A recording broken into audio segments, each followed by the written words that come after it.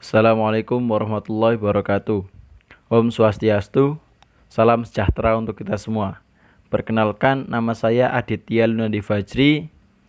Di sini saya akan mempresentasikan tugas metodologi studi Islam yang diampu oleh Dr. Umi Halwati, SOS, MAG, dengan materi yaitu konstruksi penelitian agama dan keagamaan, materi nomor 14. Langsung saja kita ke halaman pertama. Konstruksi penelitian agama dan keagamaan. Yang pertama yaitu pengertian konstruksi.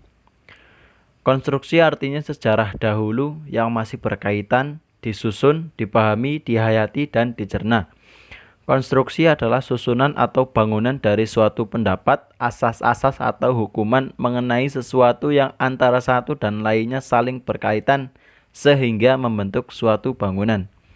Konstruksi penelitian agama adalah suatu upaya memeriksa, mempelajari, meramalkan, dan memahami secara seksama atau bangunan dasar-dasar atau hukum-hukum dan ketentuan lainnya yang diperlukan untuk melakukan penelitian terhadap bentuk pelaksanaan ajaran agama sebagai dasar pertimbangan untuk mengembangkan pemahaman ajaran agama sesuai dengan tuntunan zaman. Selanjutnya yaitu penelitian agama.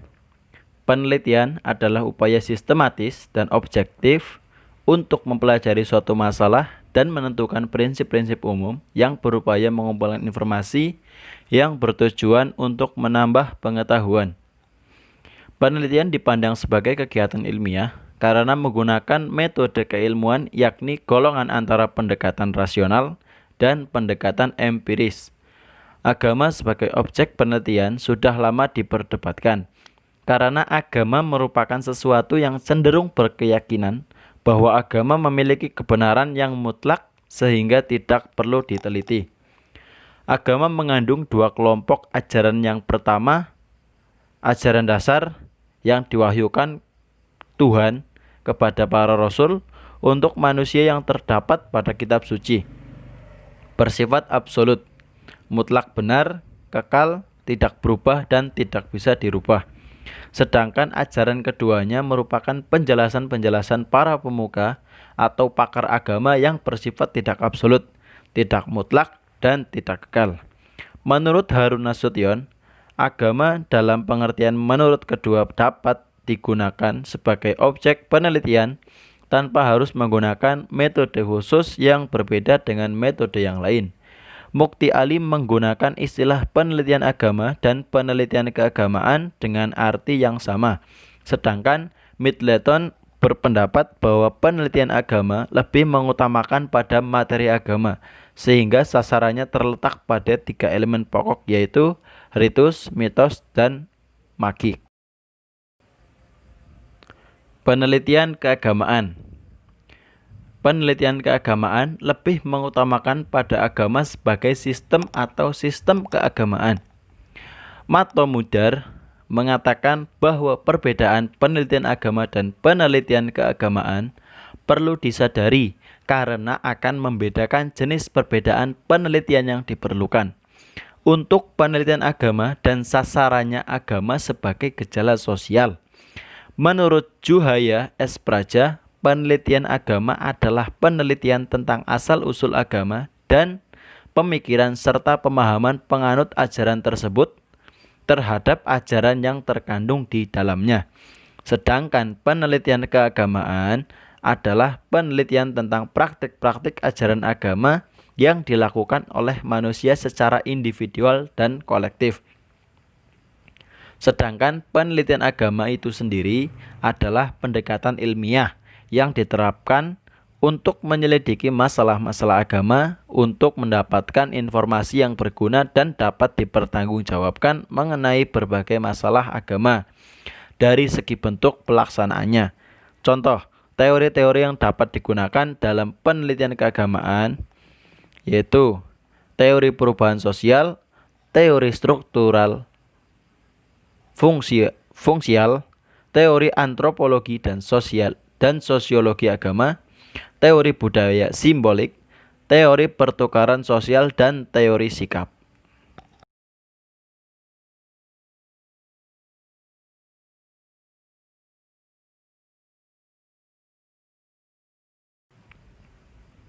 Selanjutnya yaitu objek penelitian agama antara teks dan perilaku beragama. Tak dapat dibantah oleh siapapun bahwa agama menyangkut keyakinan, belief, dan itu bersifat abstrak. Keyakinan terhadap Tuhan, malaikat, wahyu, pahala, dosa, hari kiamat, surga, neraka, alam roh, dan sebagainya, semuanya bersifat abstrak. Bagi pemeluknya, realitas abstrak itu harus diyakini sebagai kebenaran, walau tidak pernah melihat atau mengalaminya. Bagi umat Islam, peristiwa Isra wal Mi'raj Nabi Muhammad SAW wajib diterima sebagai kebenaran, walau secara nalar logis sulit dibuktikan. Itu sebabnya usai peristiwa Isra wal Mi'raj, Nabi Muhammad SAW bercerita kepada para sahabat dan pengikutnya. Banyak pengikut mulai meninggalkannya karena Nabi dianggap pembohong, mulai linglung dan bahkan gila. Percaya kepada yang gaib merupakan salah satu dari rukun iman dalam Islam, sehingga tidak beriman ketika seorang yang mengaku sebagai muslim tetapi tidak percaya kepada hal-hal yang gaib. Begitu juga di agama-agama lain. Hal-hal yang tidak dapat dinalar diterima sebagai kebenaran. Sebab agama memang mengandung hal-hal yang di luar kemampuan daya nalar manusia. Bagi umat Islam, peristiwa Isra wal Mi'raj merupakan pengetahuan a priori.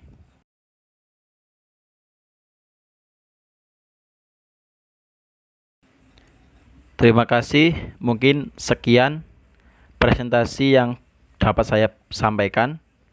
Kurang lebihnya mohon maaf. Apabila ada tutur kata yang kurang teratur dan kata-kata yang kurang tertata, saya mohon maaf yang sebesar-besarnya. Akhirul kalam, wallahul muwafiq, laqwamit thoriq. Wassalamualaikum warahmatullahi wabarakatuh.